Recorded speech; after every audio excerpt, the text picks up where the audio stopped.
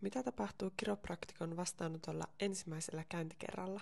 Aluksi täytetään esitietolomake. Sitten haastatellaan ja pyritään saamaan mahdollisimman tarkka kuva asiakkaan vaivasta ja terveydentilasta. Sitten tehdään erilaisia neurologisia ja ortopedisia testejä sekä tunnustellaan ja testataan nivelten ja lihasten toimintaa.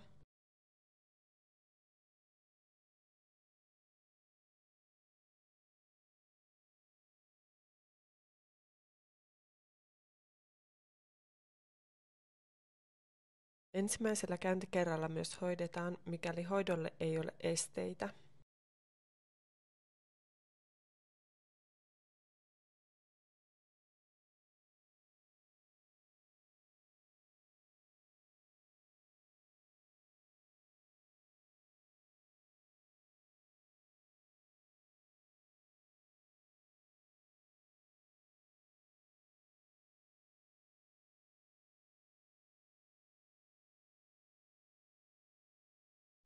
Kerrotaan asiakkaalle löydöksistä ja keskustellaan hoitosuunnitelmasta.